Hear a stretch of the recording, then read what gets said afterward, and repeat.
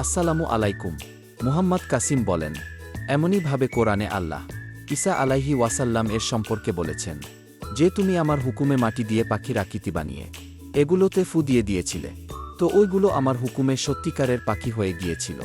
তো এটা আমাদের বুঝাতে চাচ্ছে যে যারা প্রাণীর আকৃতি বানায় অথবা মূর্তি বানায়, তো তারপর ওইগুলোতে তাকে জান ও দিতে হবে। তো এখন কেননা ঈসা আলাইহি ওয়াসাল্লাম হলো আল্লাহর নবী, তো তিনি আল্লাহর হুকুমে ওইগুলোতে জানও দিয়েছেন। তো আমাদেরকে আল্লাহ এই উদাহরণ দিয়ে এটা বুঝাতে চেষ্টা করেছেন যে এই যে মূর্তি আছে এগুলো থেকে আমরা নিজেরা নিজেকে বাঁচাতে হবে, কেননা আমরা এগুলোতে জান দিতে পারব না।